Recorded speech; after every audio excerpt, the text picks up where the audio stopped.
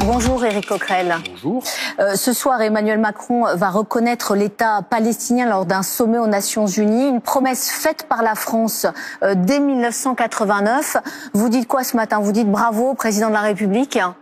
Écoutez, je dirais il était temps, mais en même temps, attention, c'est-à-dire que s'il y a la reconnaissance dont le contenu pourrait discuter, mais là j'aurais pas le temps de le faire, mais il y a la reconnaissance, mais qu'en même temps aucune sanction n'est prise vis-à-vis d'Israël pour arrêter Netanyahou, j'ai peur qu'on reconnaisse un cimetière. C'est ça la situation aujourd'hui.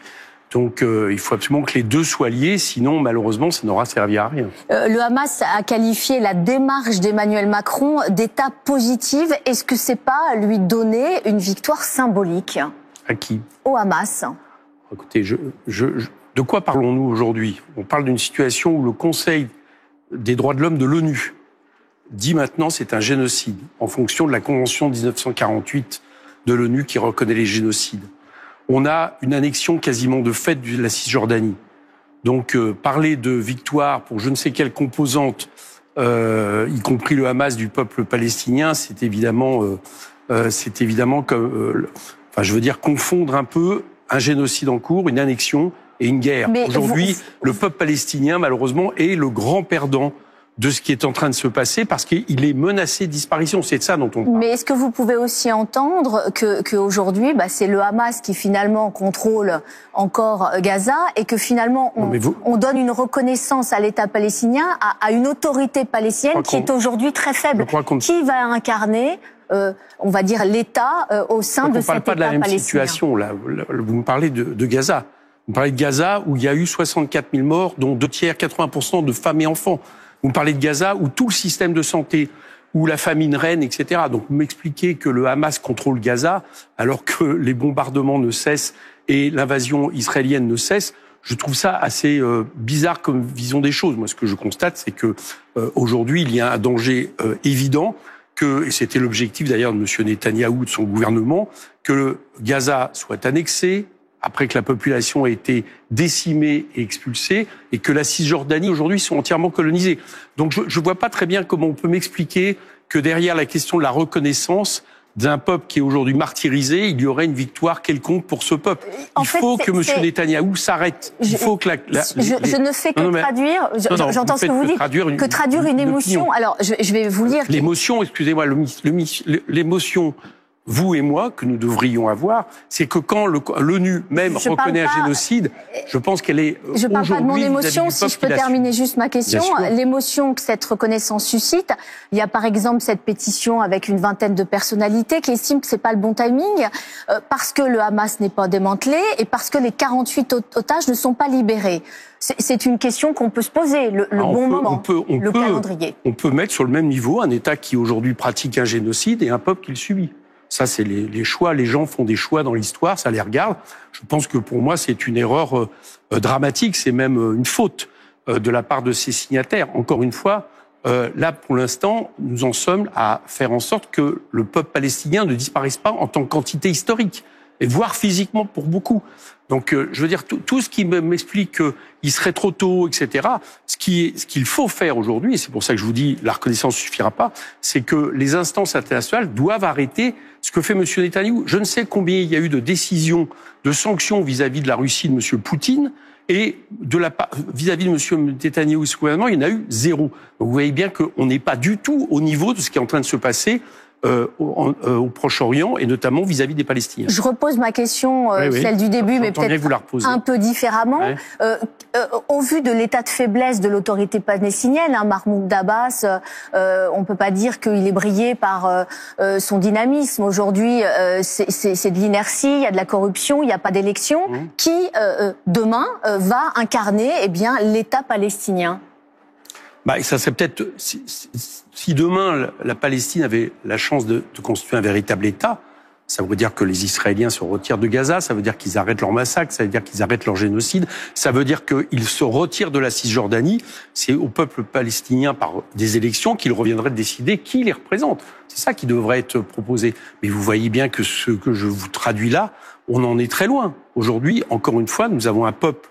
La Cisjordanie est quasiment annexée, d'accord ? Et les colons appuyé par l'armée israélienne, dont le ministre qui est responsable des colonies est un ministre suprémaciste et raciste, sont en train de semer la terreur en Cisjordanie et du côté de Gaza. Vous connaissez la situation. Je vous ai parlé de génocide. C'est pas quand l'ONU utilise ce terme, on devrait peut-être à un moment donné se rendre compte de quoi nous parlons. Donc la question aujourd'hui est moins ça que comment on arrête Israël, tout comme d'ailleurs comment on arrête la Russie de M. Poutine, par exemple. C'est très étonnant qu'on ait des comparaisons sur cette question qui ne viennent pas aux yeux de tout le monde. Qui est l'agresseur aujourd'hui? Qui est l'agressé?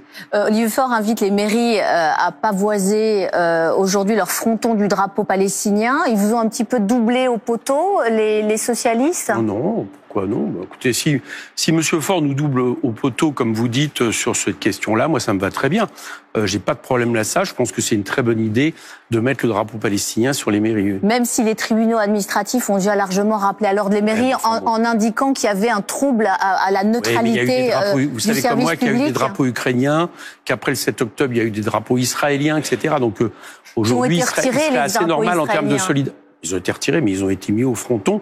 Et je ne me souviens pas à l'époque qu'on ait eu un ministre de l'Intérieur qui exige qu'ils soient retirés. Vous dites quoi? Bruno Retailleau, il instrumentalise la situation, qui met de l'huile sur le feu? Comme souvent, oui, comme souvent. Et je pense que sur ce sujet-là, il y a la règle et l'esprit. Et l'esprit, c'est qu'aujourd'hui, le fait d'afficher sa solidarité vis-à-vis du peuple palestinien me semble être une bonne décision que prennent les maires. Et le socialiste Jérôme Guedj, il dit mettons les deux, drapeau israélien, drapeau palestinien. Mettons l'État génocidaire et mettons ceux qui sont victimes de génocide. Vous voyez bien que tout il y a aussi des Israéliens qui ont été victimes du 7 octobre. Tous les Israéliens ne sont pas des supports de Benyamin Netanyahou. Je ne dis pas la même chose. Je dis simplement que l'État israélien aujourd'hui, on n'est pas dans une situation où là on arrive à la reconnaissance de deux États dans un processus de paix qui nous permettrait de dire vive la paix, vive les deux États. On est dans la situation où il y a un peuple en train de disparaître et que c'est d'un relativisme un peu insupportable que de dire que ce jour-là vous rendez hommage aux deux États, à un peuple victime de ce que je viens de dire et à un État qui pratique un génocide. Vous voyez, il y a quelque chose qui ne va pas. Et c'est d'ailleurs, à mon avis, la même chose que ce que je vous dis, c'est-à-dire la reconnaissance, oui.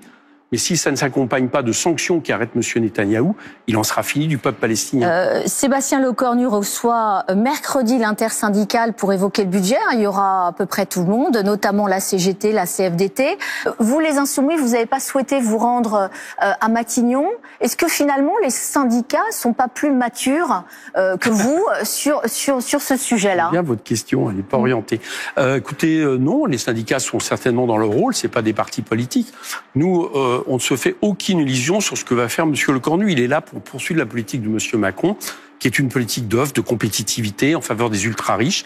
Il ne dérogera pas, sauf éventuellement un peu légèrement aux marges pour essayer d'avoir que les socialistes ne votent pas la sanction ou le RN. Donc ce n'est pas notre cas. Un petit peu de politique fiction. Imaginons, l'enveloppe est moins conséquente que prévu. On n'est pas sur 44, mais sur 30 milliards. Il y a vraiment une taxe pour les plus riches. Il y a la suspension de la réforme des retraites en janvier prochain. Est-ce que ça, vous vous dites, ça serait assez pour finir le quinquennat ou ce serait pas assez? Moi, je fais pas de science-fiction, si vous voulez. Je regarde un peu ce qui s'est passé, notamment la manière dont M. Bayrou a continué justement à pu gouverner depuis février dernier, avec quelques miettes qui ont été mises sur la table, qui ont disparu. Il y a eu un conclave qui n'a rien donné sur les retraites. Donc, je vous dis très clairement, si M. Macron, en juillet dernier, n'a pas laissé la possibilité à la coalition arrivée en tête de gouverner, c'est parce qu'il veut maintenir coûte que coûte sa politique. C'est une politique en faveur des ultra-riches qui aujourd'hui se déchaînent contre M. Mais qu'est-ce qui vous ferait changer d'avis?